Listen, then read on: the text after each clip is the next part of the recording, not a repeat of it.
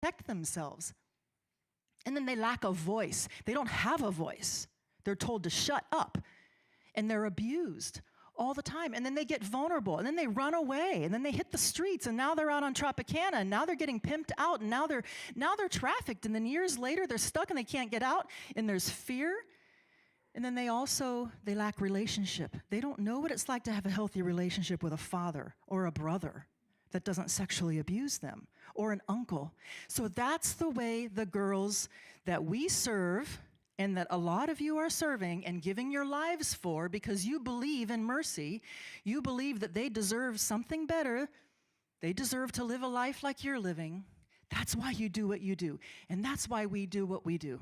So bravo, I'm excited to be part of a community that has so many people that are doing like-minded work, and we need each other. If I didn't have Marlene, by the way, when a Refuge for Women, when she's in our home and she just freaks out, flips out, and says, I'm out of here, 10 o'clock at night, she's packing her bags, and I'm like, whoa, we're trying to talk her off the ledge. But listen, like Dr.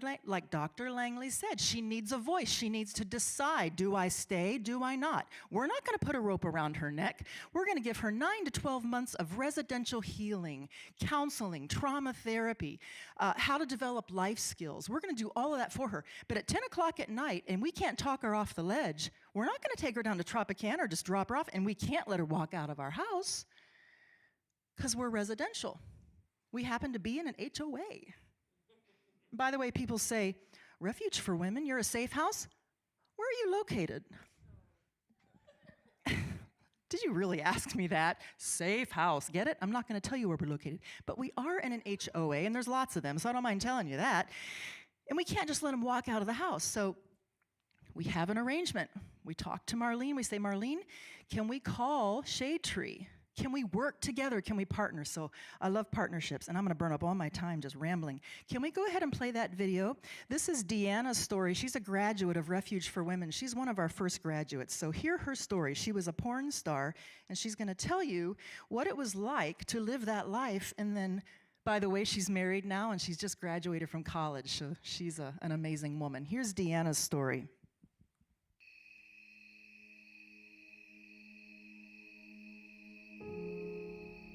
Who am I? That is a question that I've spent most of my life either running from or running in circles to find the answer to. For a dream to come true, you must first begin with a dream. But for me, that dream was implanted by someone else before I learned how to dream. From the age of 5, my alcoholic mom controlled my family using emotions, sex, and abuse. She would torment me with pranks and would set me up to catch her sexual behaviors. She found it funny to watch me scream or squirm with anguish, and it seemed my sole purpose in life was to be my mother's entertainment. My mom was not well.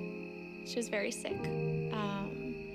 I had to deal a lot with her abuse. There were many times that I would come home and she would be slitting her wrist. And, you know, one of the times I vividly remember her looking at me and said, "This is what you're doing to me." All I cared about was her loving me. So surprisingly, my whole life, I grew up still wanting her approval and her love. You know, I didn't realize until I was 19 years old that those things that happened in my house were not normal. By the age of 7, my mother continued to amuse herself by bringing me into her porn addiction. She assured me it was natural to watch because that is how I was made. I can't describe what I felt as a little girl when I was forced to watch these images. There were emotions of fear, excitement, and being sick to my stomach all at the same time. I vividly remember walking to school in 1st grade, thinking to myself, when I grow up, I want to be a lawyer. But first, I want to be a porn star. She died when I was 9 and left me with a poor model of womanhood and a longing to discover somebody different. Somebody my mother would have loved. Drugs, alcohol, unhealthy relationships, and self-injury became a part of my life. I spent many weekdays in junior high and high school passed out in alleys from alcohol poisoning. The guys I called friends had expectations that I would fulfill out of guilt in hopes they would love me, and they didn't. I believed that less clothes meant real beauty, and physical affection meant real love. When I was 17, my sister was dancing at a club, And so I decided it was a good idea to go and make some money real quick underage. I thought you had a ride if you got a job there because they were so particular on who they hired. So I looked at it like an honor. But, you know, it was those same girls that ended up showing me that I could make money for sex. With prostitution came a pimp, an agent who promised to make me a star. He sent me to California to pursue performing in the very movies and magazines I saw when I was a little girl. My drug use now moved from the streets to limos, mansions, and Hollywood. Finally, a group of people who approved of me. I had failed at being Deanna, but this new character they gave me, that person, I thought I could be. I think for me, honestly, one of the most addicting parts of the industry is the attention you receive. You'd step out of the limo and, you know, at every party, like there would be photographers always taking pictures of you, always interviewing you. The makeup, you know, always having your makeup and hair done kind of makes you feel glamorous. Always getting fan mail of, you know, like stuffed animals and jewelry and stuff like that. It made you feel like everybody loved you. But they were just lonely too. None of that made me happy. None of it. I just remember thinking like, I would really like somebody to call my own. I wanted to go out on a date. All of a sudden, like I felt naked. I just wanted to put some clothes on, and I just wanted somebody to cherish me and value me. You know, I needed to discover who Deanna was, because I had hid behind this character for a long time.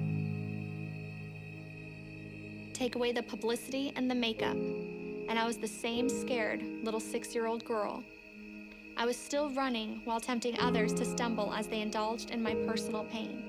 I began to realize the damage that porn was doing in the world.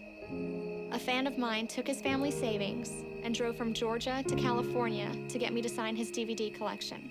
Upon returning home, his wife asked him to shut down all of my websites. And rather than unplugging the computer, he found it easier to shoot himself, leaving a grieving family behind. October 1st, 2006, I attended a party on the company's behalf, and I drank everything in sight. I wound up getting wheeled out under a sheet to protect my so-called identity. And as I was by the ambulance, I looked at my friends and gasped, I cannot do this anymore. I prayed for God to take me. I could not continue to live. I was tired of ending up in the same desperate place. I thought he had answered my prayer to die, but he had another purpose for me. Thanks to God and recovery, I haven't picked up a drink since that night. It was time for me to go and heal. Go and heal from the inside out. I was told I couldn't be delivered to something until I understood what I was delivered from. So after years of running away from things, for the first time in my life, I felt I was about to run towards something. Someone. On April 8th, 2012, I was baptized with a deeper understanding that no love is as great as the love with which Jesus loves me. Psalm 68:6 says that God sets the lonely in families, and that's what he's done for me. I am part of a loving family greater than I ever imagined. I have a father who wants to fully know me and wants me to fully know him. I don't feel like a victim anymore. I don't feel like I've been abused, and I certainly don't feel the way I used to when I used to just feel used and disgusting. I feel brand new, like completely new, and I will wear a white wedding dress on my wedding day. For me, the nightmare has ended, and a new dream, a new story has begun. I am somebody's daughter, and most importantly, the daughter of a king. Today, I know who I am. My name is Deanna, and I am truly a grateful follower of Jesus Christ.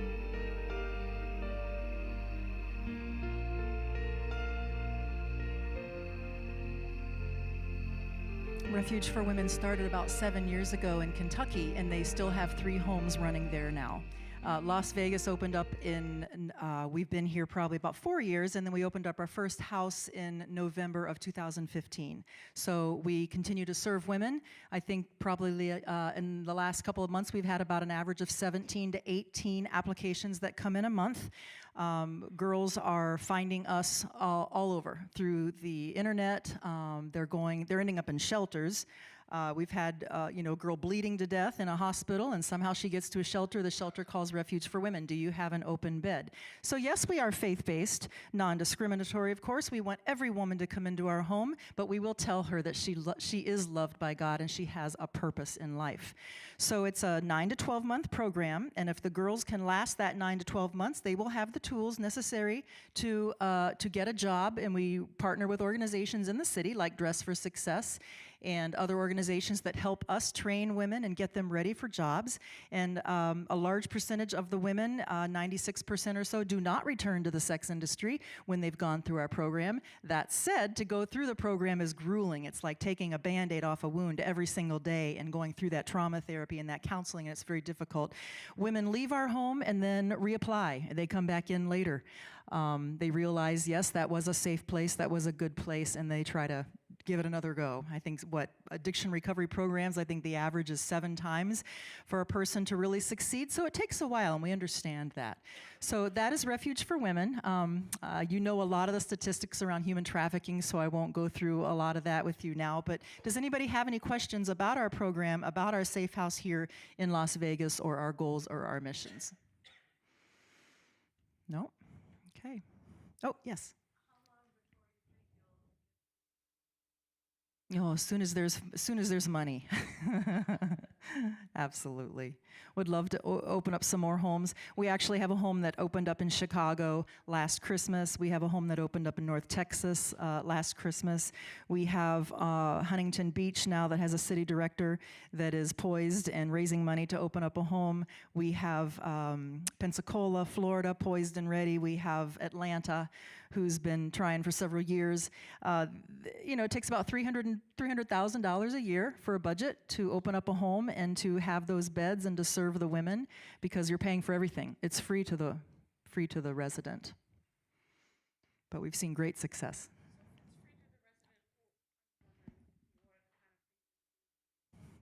Pray.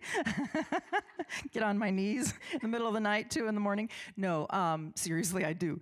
But we have fundraisers. We have a concert coming up. If you've listened to SOS Radio, we have Danny Goki coming to town doing a concert for us May 12th. So, every nonprofit has fundraisers. But I talk to groups. I talk to churches. I talk to friends. I talk to family.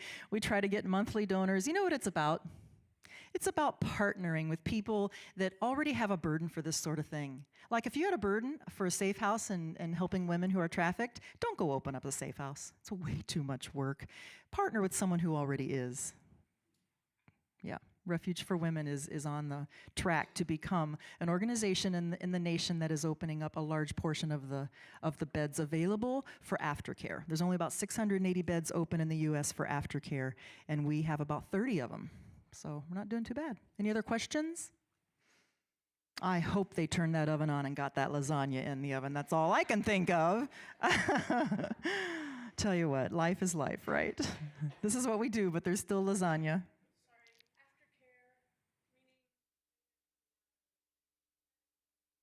Shelters, like a 30-day triage, mental health clinic, hospital. No, because we are not rescue. We're aftercare, 9 to 12 months. So, yes. A good question. So in Kentucky, they are poised for that. We are getting ready. So working with a group called Safe Families, who's ramping up here in Las Vegas. Safe Families is all over the nation, and they do foster care. They primarily work through the faith-based community, but I tell you, wherever we can find a place that will be a safe place for a child whose woman comes into our program, that's what we're getting ready for. Yeah, because that's what we need to do. Yes, I'm sorry. Yes. Right.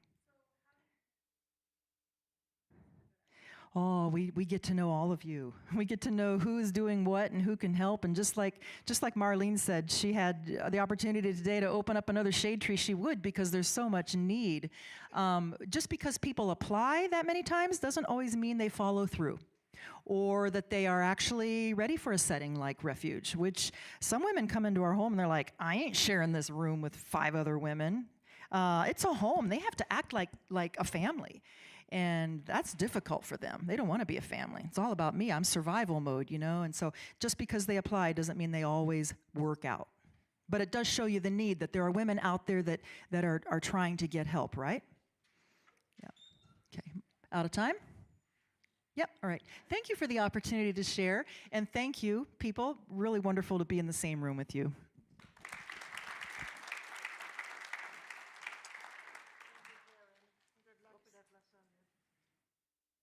Thank you.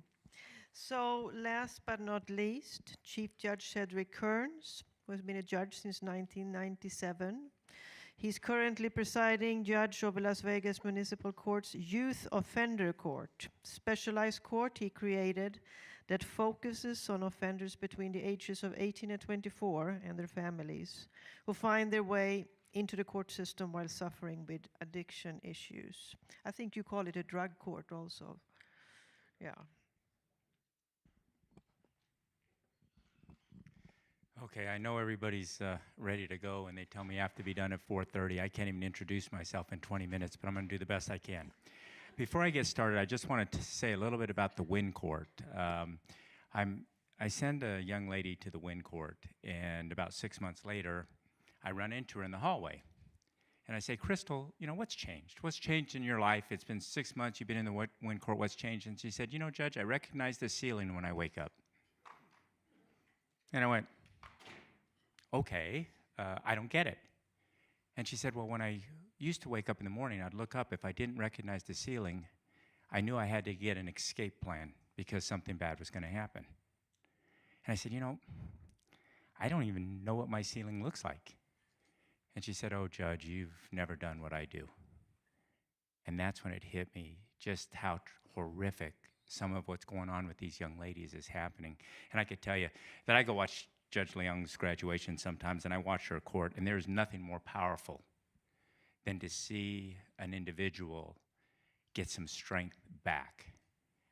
And you get to see that in that court, and I know that she would welcome any of you to go watch her court at any time because you really do some great changes and you see some neat things there.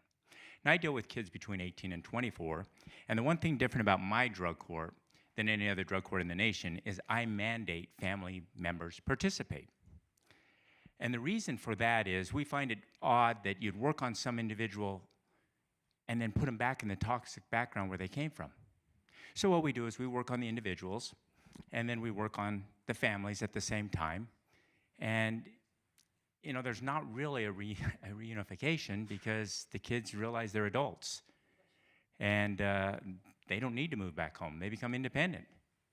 Although we kind of trick the family members when we start out because we tell them, oh yeah, we're gonna get the family back together and we wanna get them healthy. And so they're like, yeah, I'll participate. And then when it's all done, the family gets their life back and the kids get their life back. I can explain a lot about the Youth Offender Court, but I like Judge Leung, I have a real cool video, and they're gonna cut me off at 4:30 no matter what. And so I'm gonna get this video out. So I'll show you a little bit about the Youth Offender Court, then we'll talk about it.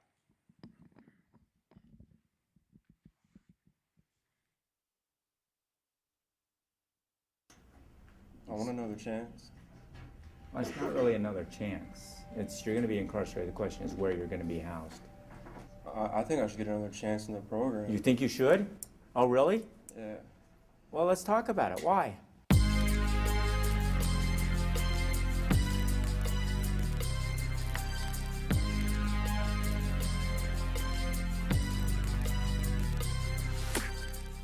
One thing you can't do is change the facts. Your client's lying to you whether you know it or not.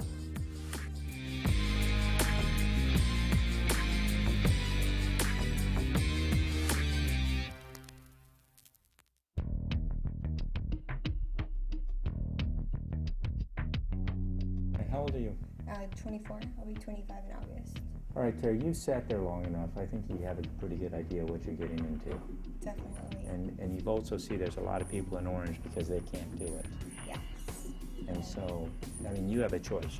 You can end up eventually there, or you can end up in there. That's the choice you're going to be making. I don't make that choice. You make that choice based on your actions. Different ways to treat diseases. And these kids are lucky enough, and I know it sounds weird, but they're lucky enough that they stumbled into the criminal system. because I have the leverage. You can put them in treatment facilities where if they mess up, what do? They kick them out. With me, I take their freedom away. And so they have an extra incentive to try and stay clean, get the brain working again, and you know, try and become productive.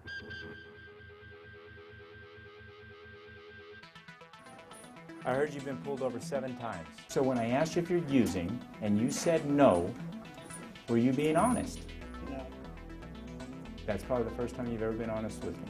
You guys want them, you can have them, but I think you should go to jail. Just close them.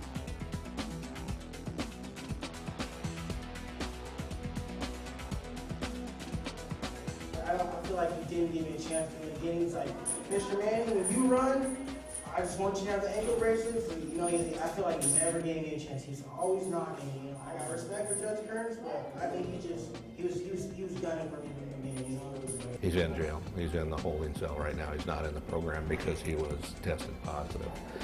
I've not talked to my son. You know, I'm here to support him, but there's really not much I can say or do other than what he already knows. Why did I lock you up the first time? Because I was hung hanging out at out Manning's house when you weren't supposed to be on over. job search. How many times did I say, if you can be honest, because I know you were using, I knew it, that you'd only do 10 days, and you sat there and said, no, I'm not using. I swear to you. I swear to you I'm not using. And then you come back and you're using. Once I get that result in my hand, what did I tell you? I told you you're done. Right? Yeah. Okay, well, you're done.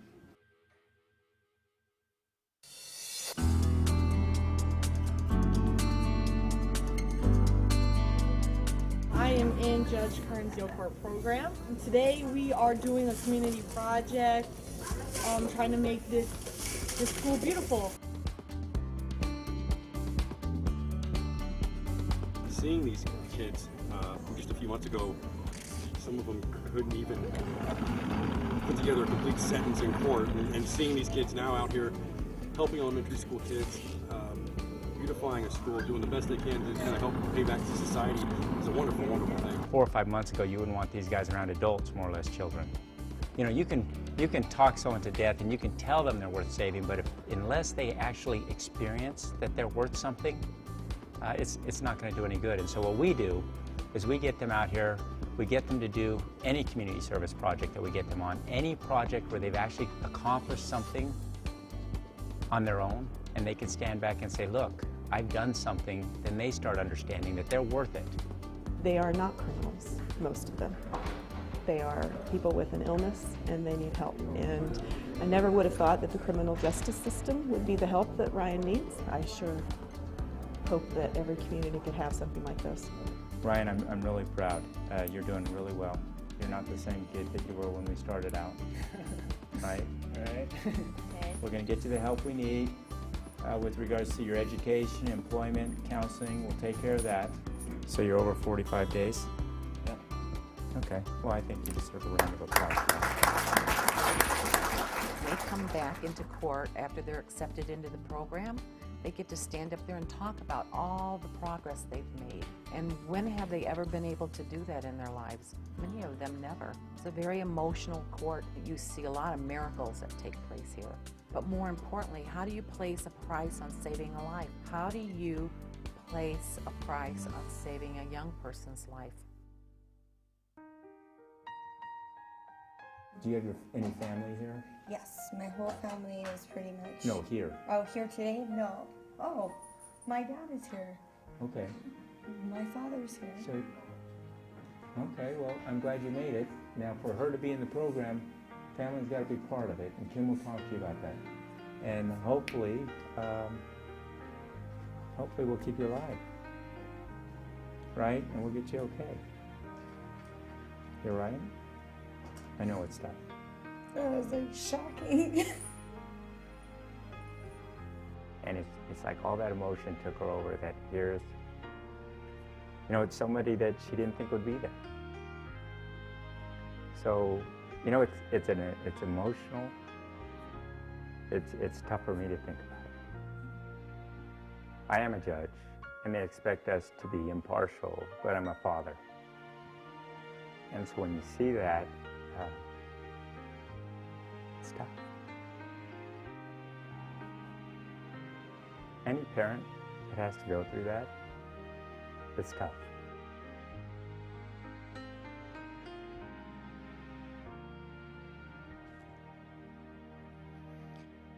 You could tell that I was a lot younger when that video was done.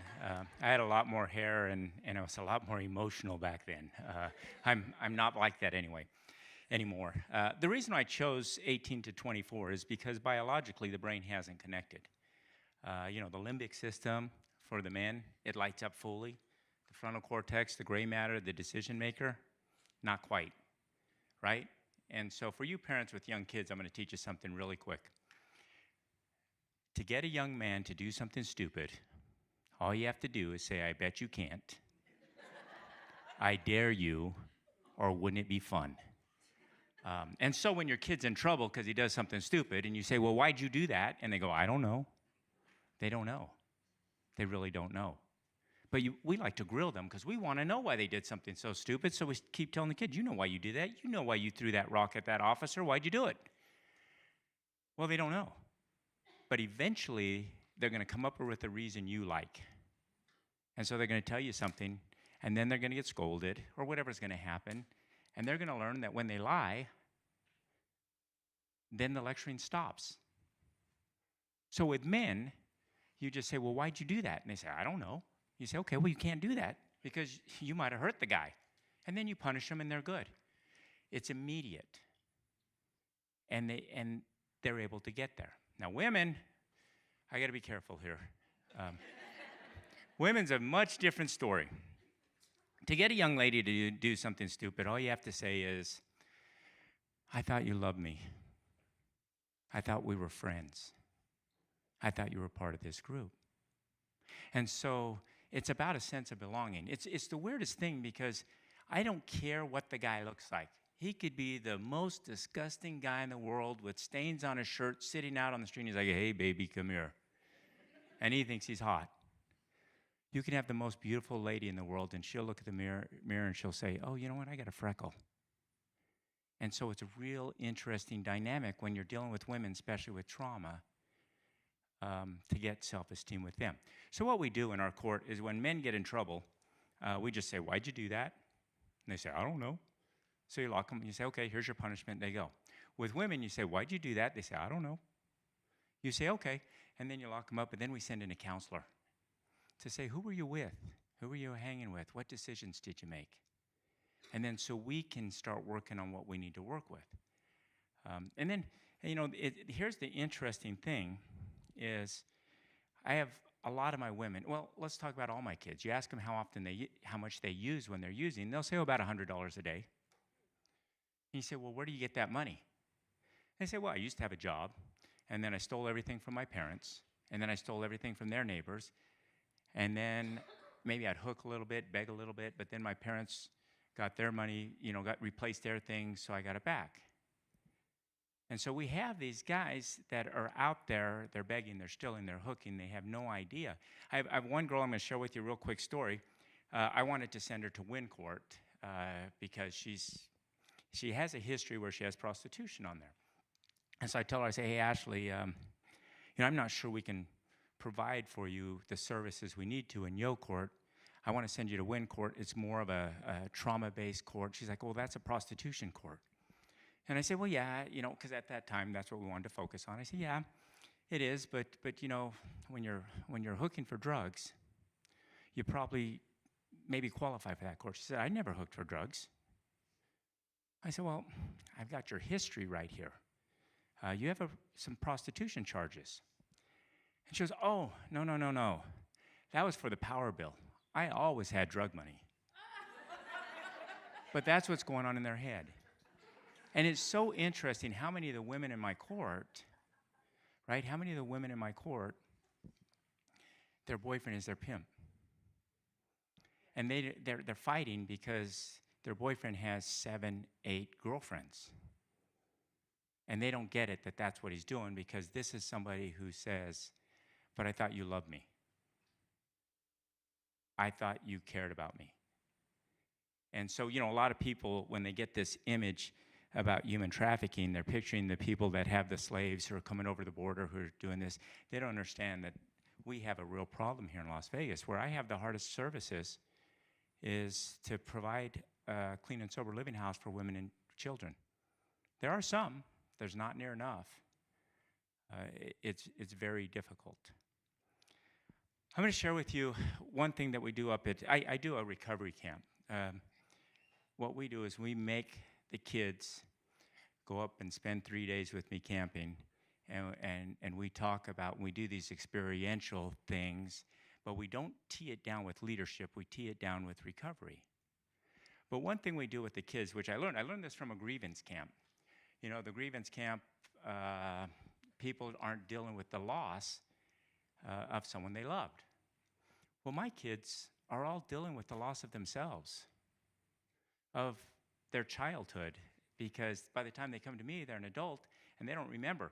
It's normally 12 to 13. Well, this, either last week or 2 weeks ago, I can't remember when, I got my first kid who started using at 8. And you're like, okay, so you started drinking, you started using marijuana. No, I was using heroin at 8. We're at a position now where heroin deaths outnumbered car accident deaths for the first time, and that's only heroin. Now, let's put this in perspective of what the country's dealing with. From 2001 to 2011, all right, 10 years, the United States is at war with Afghanistan. When you're at war, there's an expectation of death, right? So in 10 years, while we're shooting at people and they're shooting at us, the United States lost 2,000 American citizens in 10 years. In 2014, the United States lost 6 times that many to opiate overdose alone. And everywhere you read now, they're talking about the opiate problems that we have in the U.S. And you know, what are opiates? It's heroin, synthetic heroin. But I digress. What I was talking about is we have these kids who are grieving what's going on in their life. And so this is how we like to deal with it. What we do is we have them start with a clay pot.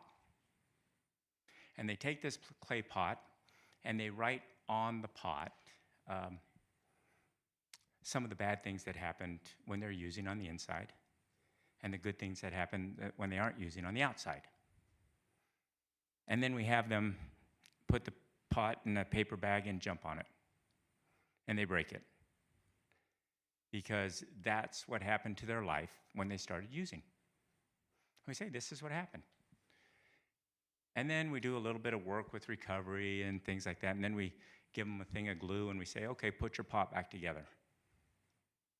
And so they spend the night trying to place the pot back together. And it's very, very difficult. And some of them work on it just for a little bit and they quit. And some of them will work on it all night. But because it's clay, when they're done, it's missing pieces.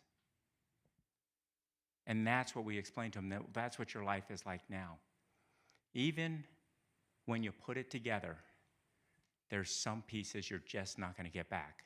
There's some folks in your life you're just not going to get back. There's some stuff you're not going to get back, but your pot is so much more beautiful. Put back together, it has character. It's every bit the same pot it was when you started. It's just better and it's stronger. And we get to work with those kids, and that's what we do up in the weekend, is we work on experiential stuff, and then we try and relate to it on how that works in their life with regards to recovery. And it's amazing because then what we do is we give them a seed and we give them some dirt, and we tell them, you know, this is your new life, go grow a plant, and we send them home. And I still get texts. And we've been doing this for a few years, but I still get texts from some of my defendants or some of my participants showing me how their clay pot and their plant is doing. Now that's pretty incredible when you think about where they were before they came to court. A lot of my kids really didn't think they were going to stay alive. Real quick, I'm going to share with you one more story when it comes to how they end up in my court. I have 5 minutes, right? Or do you guys have to do housekeeping? Okay. Do what? Okay, good. I hope the story takes 4 minutes and 50 seconds in case there's any questions. Everybody says, well, what do we do about these young kids? How do we get our kids in line? You know, because they're coming into my court like crazy. And I could tell you this is what I said. I was in Bellingham, Washington, speaking the other day, and I said, you know, you got to let your kids fail. You can't do everything for your kids because you're not giving them the ability to deal with failure in life. And the perfect example is I have a young lady, Ashley, and when Ashley, according to her mother, when she went to high school, she found a new group of friends, and she started using drugs, and her grades dropped, and she started ditching school. So I see Ashley in court. I said, so, Ashley, you found a new group of friends when you got to high school? She goes, no, I didn't. I said, well, yeah, you found this new group. She said, no, I'm in the house I was born in. I grew up with these kids. Okay, well, you started using drugs when you got to high school? She said, no, I didn't. She said, you started using drugs when I was 12. I said, well, your grades started going bad when you went to high school. You know, you had great grades, and all of a sudden you start skipping school, and your grades go bad. And she goes, well, that's because the homework got too hard for my mother. It's funny, but it's real. We're so afraid of letting our kids fail that we're doing their work for them. So when it comes time and they actually fail, now we have issues. We have suicide rate at a much higher number than we could ever imagine. Use rate, because what do opiates do? They hide guilt and they hide shame. I've been praised my whole life growing up because I have great grades, and all of a sudden I'm getting D's. How do I deal with that? How do I explain it to my parents? When in life, or in reality, it's my parents who were getting the A's and not me. They limited my time, so I gave you just a brief taste of what we do in Yo Court. It's a family court. Does anyone have any questions? You have 2 minutes and 20 seconds.